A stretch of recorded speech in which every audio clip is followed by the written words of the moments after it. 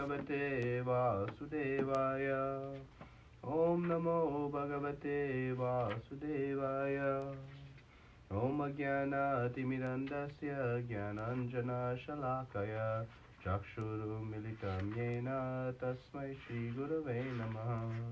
Shri Chaitanya Manobishtam Sthapitam Yena Bhutale Swayam Rupa Kadamayam Vidati Swapadantikam Vandeham Shri Guru Shri Yuta Padakamalam Shri Gurun Vaishnavamsha Shri Rupam Sagrajatam Sagana Raghunathamitam Tam Sajivam Sadvaitam Savadutam Paridana Saitam Krishna Chaitanya Devam Shri Radha Krishna Padan Sagana Lalita Shri Vishakhanvitamstra Hey Krishna Karuna Sindhu Dinabandhu Jagatpate Gopesha Gopika Kanta Radha Kanta Namostute Tapta Kanchana Gaurangi Radhe Vrindavaneshwari Vrishabhanu Sute Devi Pranamami Hari Priye Vanchakalpa Tarubhyascha Krupa Sindhu Bevacha Patitanam Pavanebhyo Vaishnavebhyo Namo Namaha Namo Vishnu Padaya Krishna Prastaya Bhutale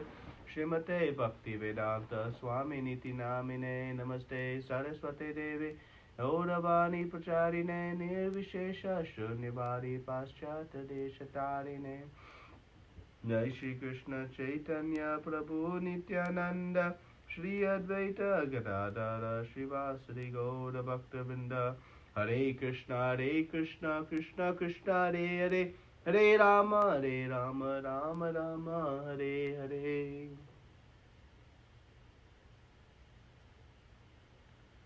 Hare Krishna everyone, so welcome to the study of chapter 18 of Nectar of Devotion. So we'll just do a quick review of last week, which was this introduction of Bhava Bhakti.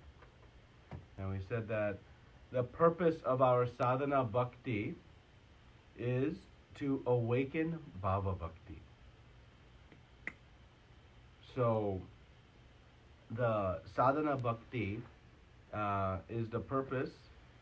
The goal is to try to awaken this state of ecstatic love. And that Bhava Bhakti is described as when one is spontaneously eager to serve Krishna in ecstasy. So we see this continuation of spontaneity. It manifested in the practice stage in Raghunaga Bhakti.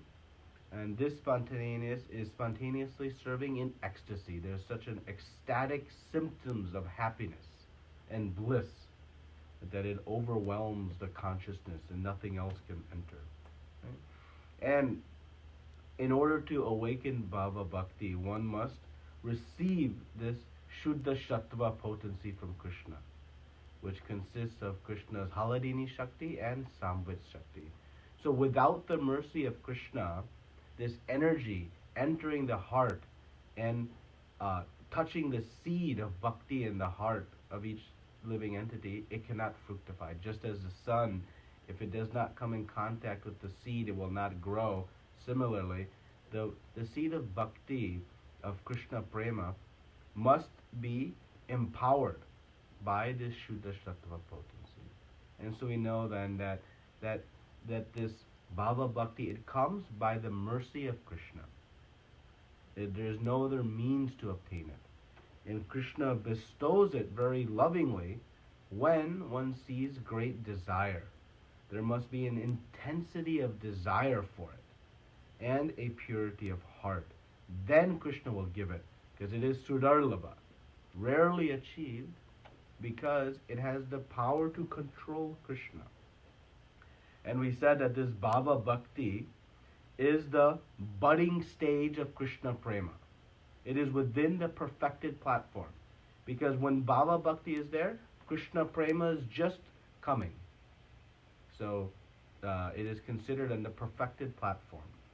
The step from Sadhana Bhakti to Bhava Bhakti is quite high. Right? We know when Bhava Bhakti comes, how high? We start with Shraddha, some faith. Then Sadhu Sangha, some association. Bhajana Kriya, we take initiation and begin to practice. Then by the practice we become anartha nivritti, and free of all of our anarthas, or we can say at least most of our anarthas. Then one becomes nishta, fixed in devotional service. No other desires. Free of all other desires, one becomes fixed. And when one is fixed, one attains that ruchi, the taste of Krishna's holy name. And that taste, when it's experienced, is so sweet that one reaches ashakti. They become addicted. They can't get enough of the holy names. They're so sweet and so wonderful. From there, one reaches Bhava Bhakti. So we can see Bhava Bhakti is very high on the 9 steps from Shraddha to Prema. It is the 8th step. But after Bhava, immediately comes Krishna Prema. So it is a very high platform. And it is in the perfectional stage. It is the budding stage of Krishna Prema. Just as, when in the sunrise, before you can see the sun, you start to see the sun rays. The light becomes manifest. And we know when the light is there, the sun is just behind, like that example is given. And so this high platform of bhakti, Bhava Bhakti, it can be awakened by one, remember the 5 potent angas, most potent angas? Prabhupada said that a small attachment to any of the 5 is sufficient to bring about Bhava Bhakti. Right? So a small attachment even to any of the 5 potent angas of Vaidhi Sadhana Bhakti is sufficient to awaken Bhava Bhakti. When we discussed it there, it may not have registered how great those 5 potent angas are, but now studying a little bit of Bhava Bhakti, we see it actually is extraordinary, and how powerful reading and hearing Srimad Bhagavatam, chanting our japa, serving the devotees, serving the deities, and living in the Dham, Vrindavan Dham. These 5 potent angas can awaken Bhava Bhakti. Okay? So, in this chapter, it is entitled Character of One in Ecstatic Love. Okay? So last week, Srila Rupa Goswami presented the external symptoms of bhava. Right? That is the secondary characteristics. He said the heart is softened. And when the heart is softened, one is visibly moved. There's shivering and crying and faltering of voice. Right? Those are the secondary characteristics of Bhava Bhakti. So then we can ask why Rupa Goswami is giving now 9 different characteristics or symptoms, even though he's already explained this crying or shivering or faltering of voice.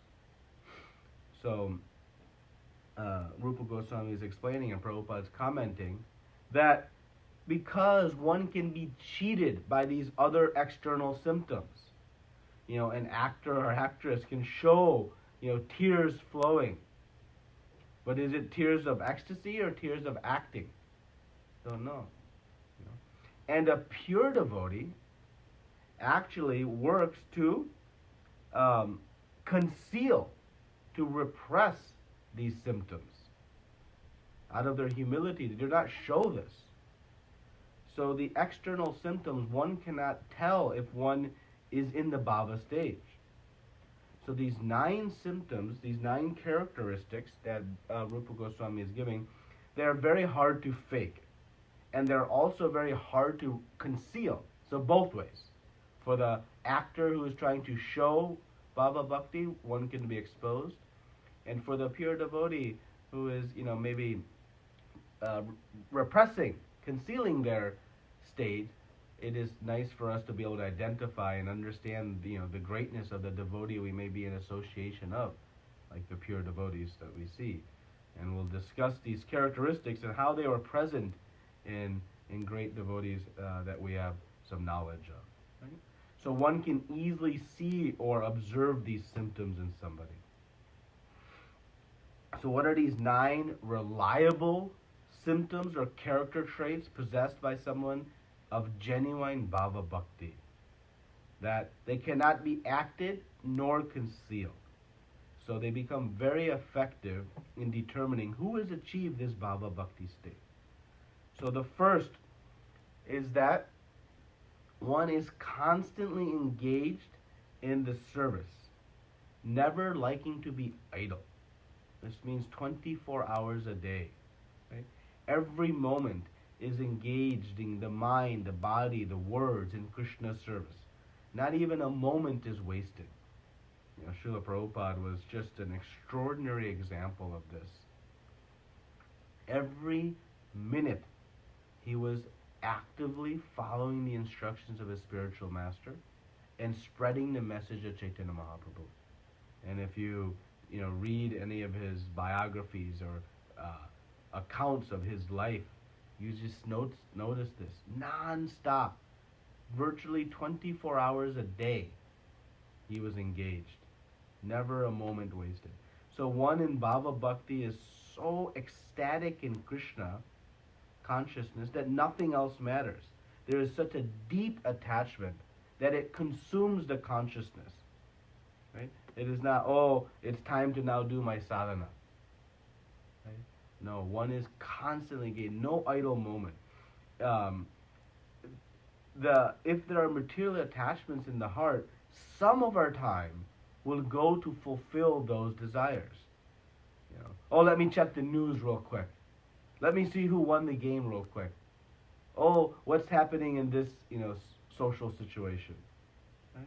So, if there are no desires in the heart like that, then one is 24 hours engaged. So this is hard to imitate. Right? It's easy to show crying for a few minutes, but to engage 24 hours a day, very difficult to imitate. Right? So, and one in Bhava Bhakti knows that time is a very valuable asset. Billions and billions of dollars, as Chanakya Pandit says, cannot buy even a single second back. So one in Bhava Bhakti is very intelligently, 24 hours a day engaged, and does not like to be idle even for a moment. So 2, there is perseverance and reserved in the midst of disturbances.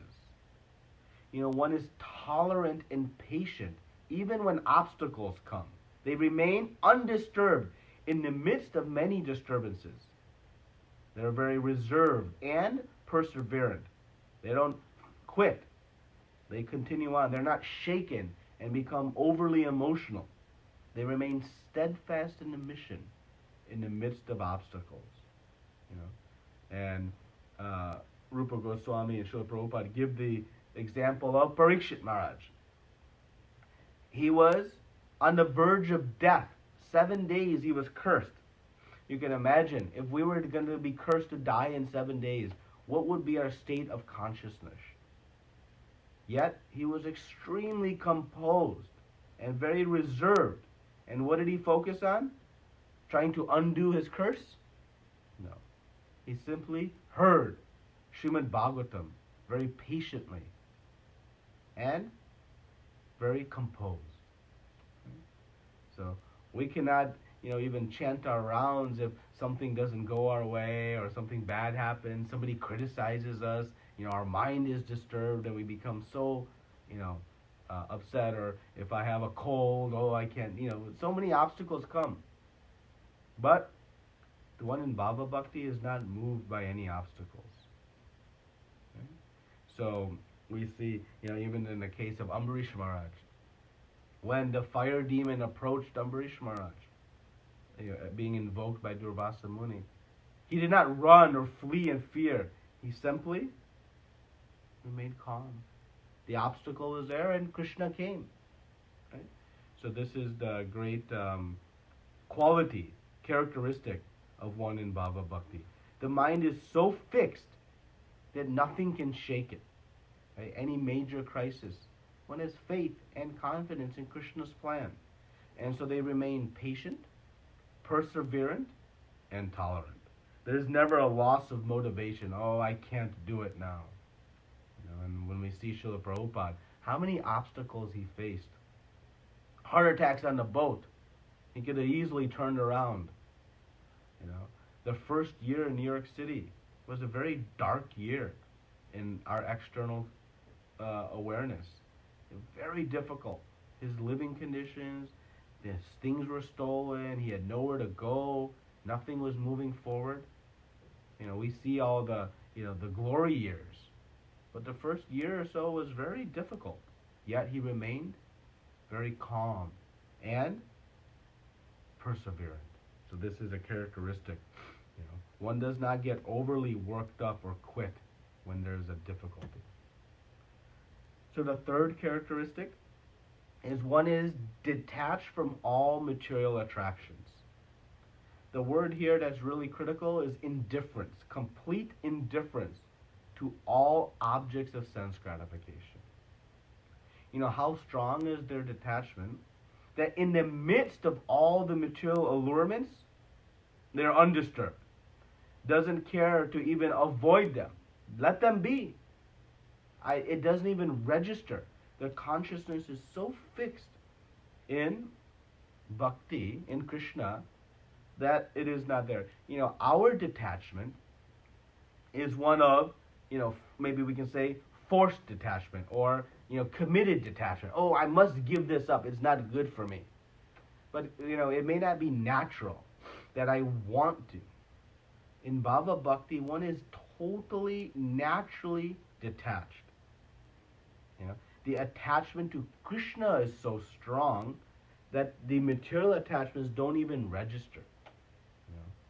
And the example was given of Bharat Maharaj, Ambarish Maharaj. They gave up their whole kingdom and opulent life, right? Without even a thought. They didn't even look back, and they went to the forest. Not thinking, oh, who will take care of my kingdom? Oh, I'll miss my royal foods or royal accompaniments. No, they were indifferent. They were focused on their devotional service. Pundarik Vidyanidhi, had all this opulence, yet his ecstasy was coming from Srimad Bhagavatam. So this mood is there, and there was one in the audio lecture, the famous quote of Srila Prabhupada was once asked by a reporter, what miracle you could perform, and someone was, he was thinking, oh, maybe he'll walk on water or, rise in the air or create some gold dust in his hands. And Prabhupada said, I can be in the room full of naked women and men and be totally undisturbed.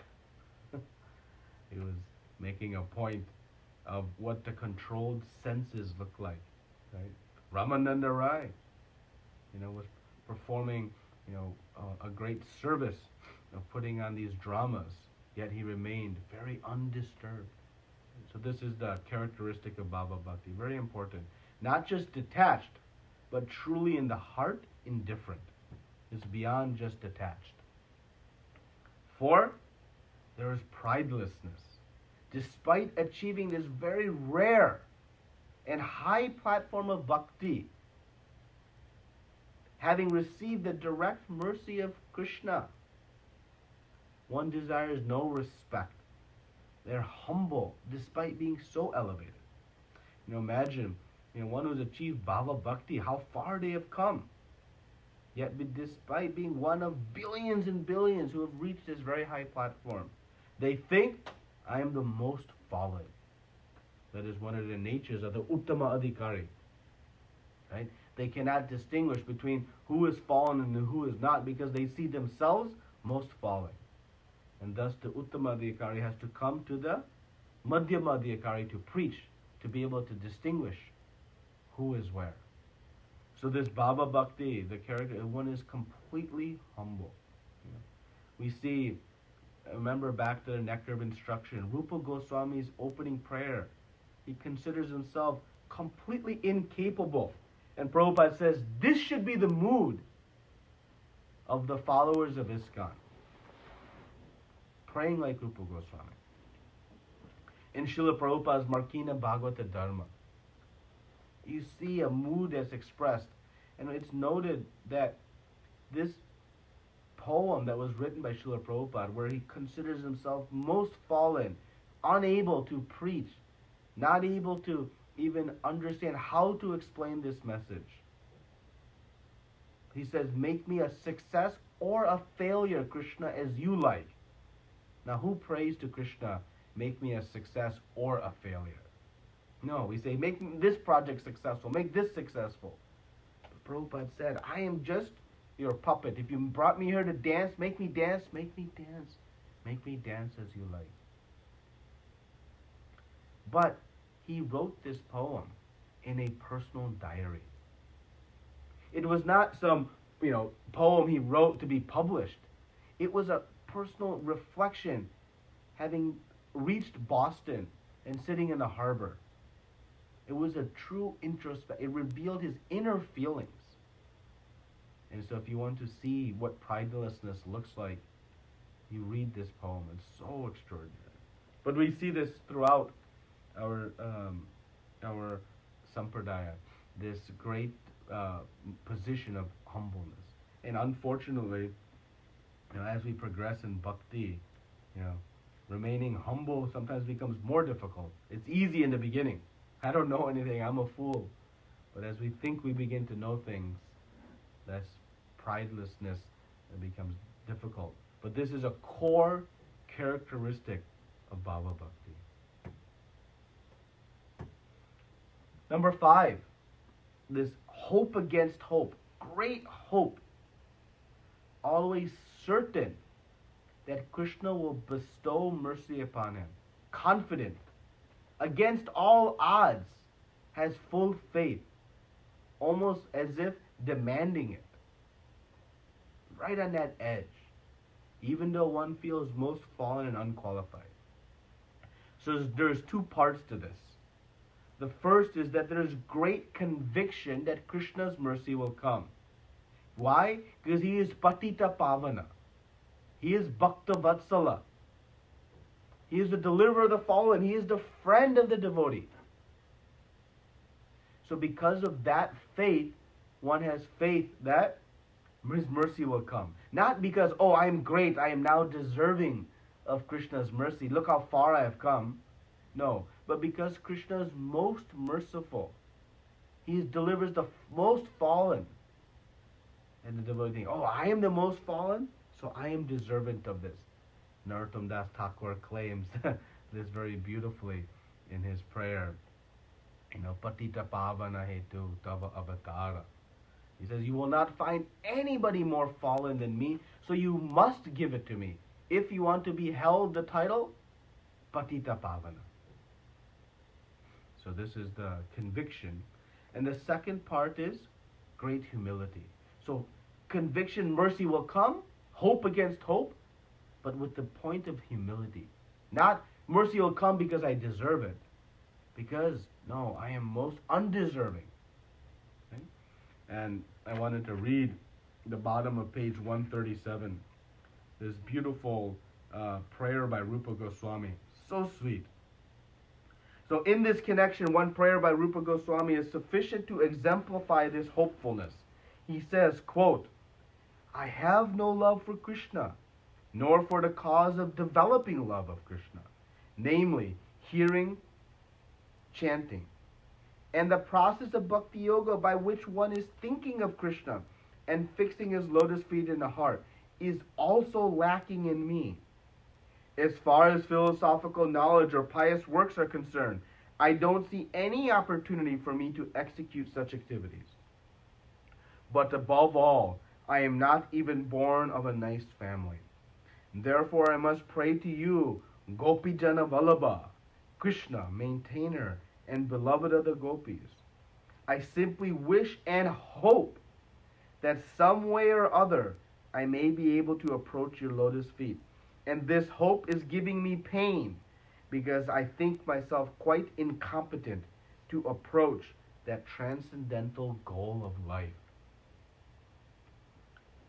I'll read the rest of it. The purport is that under the heading of Ashabandha, this great hope, one should continue to hope against hope that some way or other he will be able to approach the lotus feet of the Supreme Lord. So you see this very nice prayer by Rupa Goswami. That this hope against hope is based on humility. It's almost an expectation but knowing that I cannot do anything on my own. Rupa Goswami says, I have nothing. No love for Krishna, not even a taste for chanting and hearing. Of course, he had great love for Krishna, but he's presenting himself in a very humble way. Right? So this is the one of the characteristics. There's a great hope in the mood of humility. Now we see a very important principle of devotional service. This eagerness, complete eagerness is the key word here. And it is an intense and complete eagerness to serve Lord and achieve Krishna prema. So I'll read again from the purport directly. That this means complete eagerness. Actually, this eagerness is the price for achieving success in Krishna consciousness. That sentence alone should be, painted in our wall in our house so we see it every day. I want to read it again. Actually, this eagerness is the price for achieving success in Krishna consciousness. Everything has some value, and one has to pay the value before obtaining or possessing it. It is said in the Vedic literature that to purchase the most valuable thing, Krishna consciousness, one has to develop intense eagerness for achieving success. This intense eagerness is very nicely expressed by Bilva Mangala Thakur in his book in his book Krishna Karnamrita. He says, I am eagerly waiting to see that boy of Vrindavan whose bodily beauty is captivating the whole universe. Right? So this intense eagerness, it is the price to be paid. Like to acquire anything, there's some price to be paid. And this is very, very important. That to desire something, we must develop intense desire for it. And it doesn't come easily, as we spoke about. Once we clear our narta nivritti, we have our desires across unlimited things. When we channel all of that energy into one desire, and that is to have Krishna prema, then we have reached the characteristic of bhava bhakti. And so it is an intense, the combination, intensity of all our desires become single focus in this. That is complete. Otherwise it is not complete. It is incomplete. Meaning I have desire for Krishna prema, but I also have desire for, position in society, or maybe some position in the temple, or maybe some wealth, or some safety, or some. Then it's not complete. It's complete when everything, our whole heart and soul, is fixed in this single desire. And that is what's present in this Krishna consciousness of a Bhava Bhakta. So the combination of intense desire and this hope against hope, or what we call humility, this is the key to success. When we combine intense desire and this humility, then we can make very rapid progress. It is rocket fuel in our path of devotional service. If we think, wow, Bhava Bhakti is so far away. Yes, it is. But with intense desire and humility, it can be reached overnight if our desire and our humility is strong enough. Okay? So, this intense desire, just a few more comments on it. When it's there, we see, the next one, attached to chanting the holy names. The attachment is there. There isn't like again, beyond a Shakti, one is constantly wanting to chant the holy names of the Lord. And there was the famous pastime of Chaitanya Mahaprabhu, right, when he went to the washroom and he was biting his finger. And when he came out, one small boy asked, why are you biting your finger? He says, because I cannot stop chanting, but I do not want to chant in the washroom. And you can see he was so attached to chanting that he had to bite his finger to stop. Is that the nature of our chanting? Right? So there's an intense attachment to chanting the holy names of the Lord. Right? Can't stop even if one tries. So much attachment. Similarly, there is an eagerness to discuss Lord Krishna's transcendental qualities and pastimes and names. Addicted to speaking about the Lord. They may be tired and completely, but given a chance to speak, let's discuss Krishna Katha. So much attachment. And like this, when someone tells us, how are your children doing? And we have an opportunity to speak on our children. We cannot stop. We want to give all the details and speak about this and that. And they're doing this activity and that activity. It's out of love, right? We like to speak. Like that, when one has Bhava Bhakti, one has so much love for Krishna, they cannot stop speaking about them. Like that. And the ninth is this eagerness to live in Vrindavan, the holy Dham, where Krishna's pastimes took place. There is an immediate feeling of separation from Krishna when they go to Vrindavan. The mood of the devotee in Bhava Bhakti is they want to be in Vrindavan right now.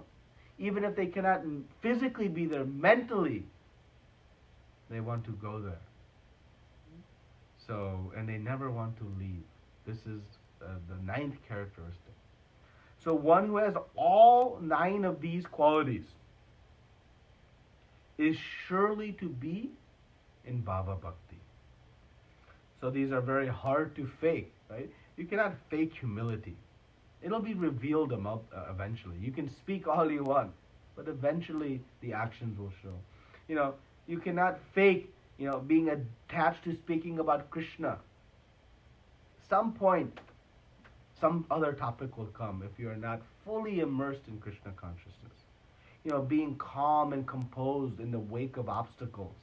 When disturbances come, what is that impulse reaction? Right? So like this, these characteristics are very, very difficult to fake, and they're very difficult to conceal also. So we can observe who is the sahajya, acting like a gopi in the kirtan, or dancing and, shedding tears. That is one external symptom. But we must look to these 9 reliable characteristics. Right? So, to clearly understand who has reached this Bhava Bhakti. Because the devotee who has reached it actually works very hard to conceal it. And the sahajya, the pretender, though having not achieved it, tries to make a false show of this. And that's what Srila Prabhupada is commenting on here. So now, this Bhava Bhakti is a very high platform. But sometimes we see neophytes, beginners, or even non-devotees showing symptoms that resemble Bhava Bhakti. There is a semblance, but it is not actually Bhava Bhakti. It is a reflection of Bhava. So there are 2 types of this semblance of Bhava Bhakti. One is reflective attachment. So this reflective attachment, one has a very strong motive, an ulterior motive. Maybe some gain for material gains, impersonal liberation. There's some strong motive, and that pushes one to do intense service. So they're serving very intensely. But the motive, there's an ulterior motive. So it looks a lot like Bhava Bhakti. But it is actually reflecting just the mood of the pure Bhava Bhakta. So it happens in association with the pure devotee. We'll speak about that in a minute. Right? You can only have a reflection when you're near the object that is being reflected. Like, if I am trying to show a reflection of the sun, I must be in vision of the sun. So similarly, to be reflecting Bhava Bhakti, one must be in proximity of a devotee who has Bhava Bhakti. So it comes in association. That is the source of the reflection. This pure attachment to Krishna, again, is sudarlabha, very rare. Right? So the karmis or speculators, they have no chance. Krishna keeps this very confidentially, right?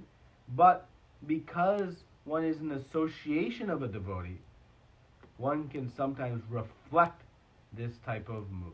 Right? And remember that this is again Sudarlabha. Sadhana bhakti does not guarantee bhava bhakti. It comes only when Krishna gives his Shuddha Sattva potency. So the Mayavadis, they can demonstrate these bhava-like symptoms only when they are in the presence of a pure devotee. They can come and dance in the kirtan. Srila Prabhupada gives that example. Right? But we have to be careful not to judge. Right? And Rupa Goswami highlights that a Mayavadi showing bhava bhakti, they cannot talk about Krishna.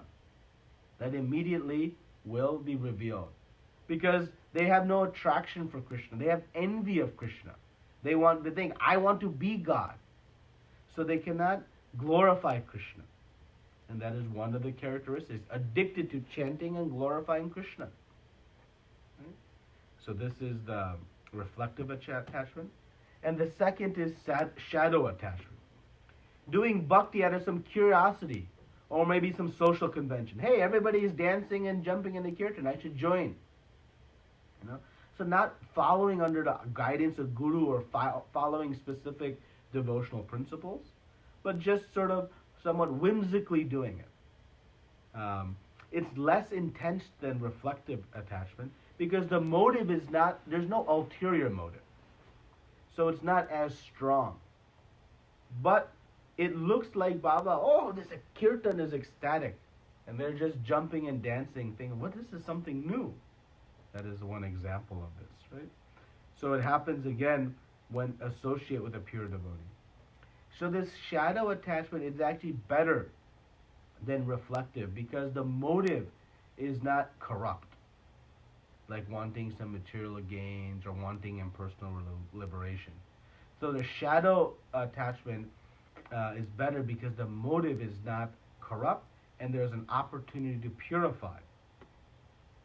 But very importantly, again, the pure devotee is the source of this reflective bhava bhakti. Meaning, again, in the midst of the pure devotee, then one can bring out these symptoms. Right? You can only have a shadow or a reflection in the presence of the source object, the sun or the moon. Right? And we also know that the shadow is a little bit less detailed, right? Less precise. The reflection, we can see the details. The shadow is like an outline. So we understand it's less exacting because, again, the motivation is not quite strong. So this is the source. So to turn the two semblances of bhava bhakti into real bhava, how does that happen? By the mercy of the pure devotee. By associating and serving them, one can make progress towards bhava bhakti.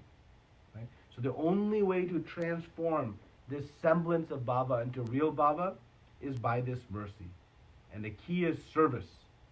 Service to that pure devotee. But be mindful that offenses can quickly turn off that mercy. It extinguishes it very quickly.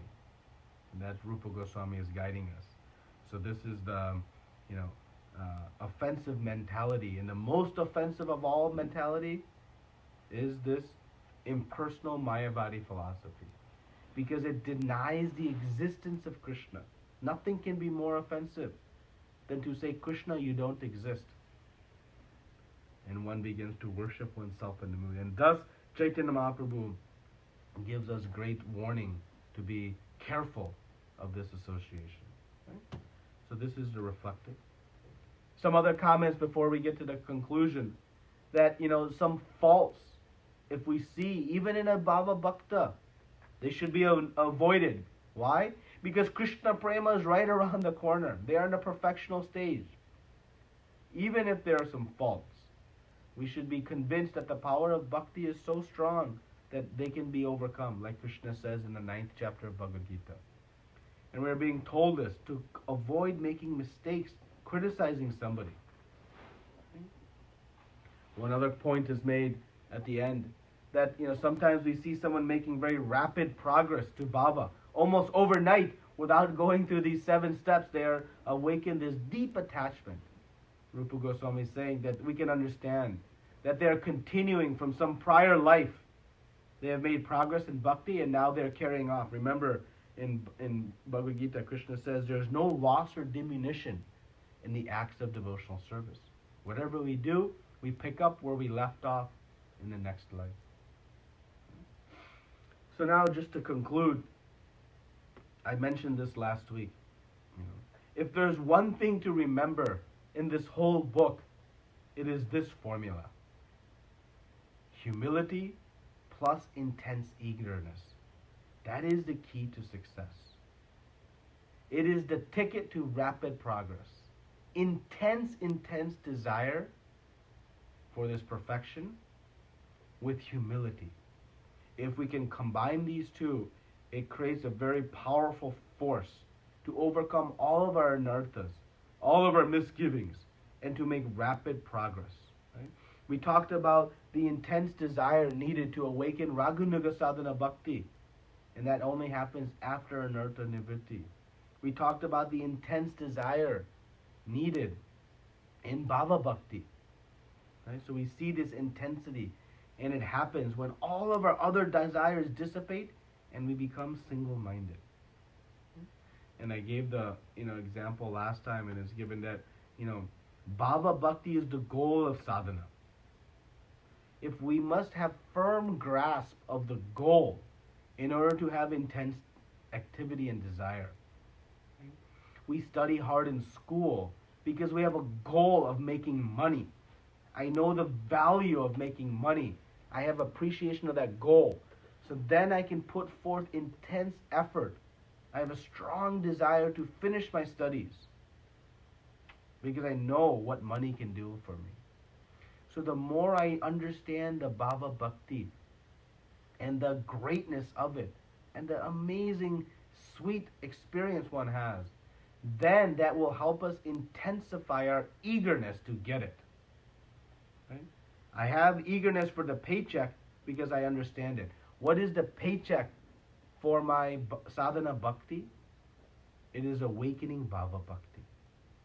So I should approach my sadhana with this great intensity of desire to acquire Bhava Bhakti. And that comes by understanding what is Bhava Bhakti. Right? So just as we are encouraged to study so hard and overcome so many obstacles by the motivation of money, by the motivation of understanding the greatness of Bhava Bhakti, we can become very intense in our execution of our sadhana. So there's humility plus eagerness is the formula for great success. And this is one of the key takeaways from this whole Nectar of Devotion. So we'll stop here. Any questions or comments, discussion?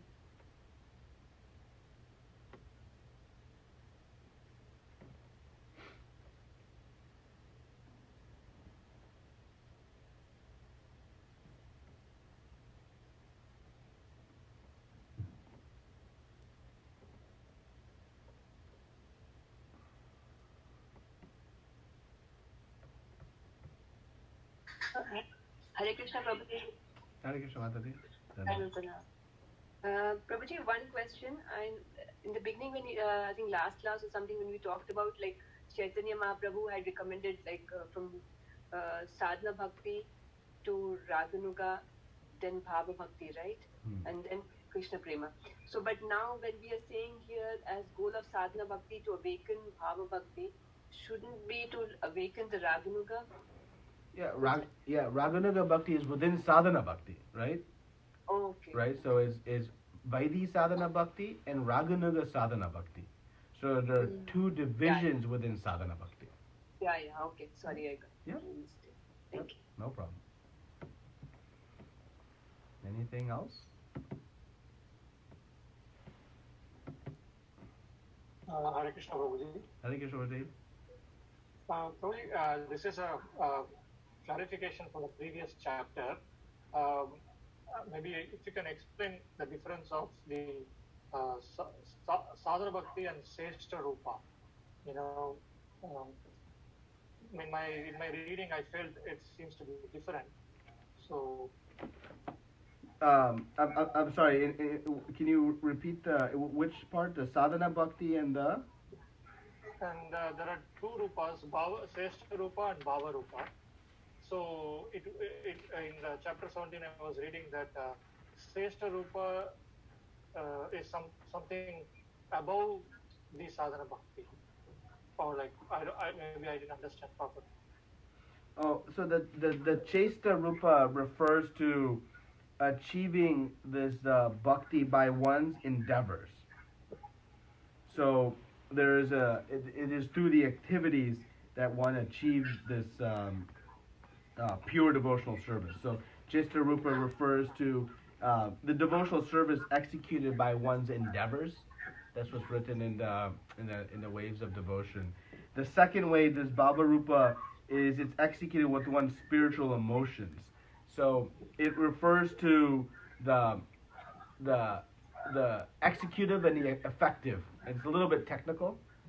In one sense, I would say it's a little bit beyond the scope of this study.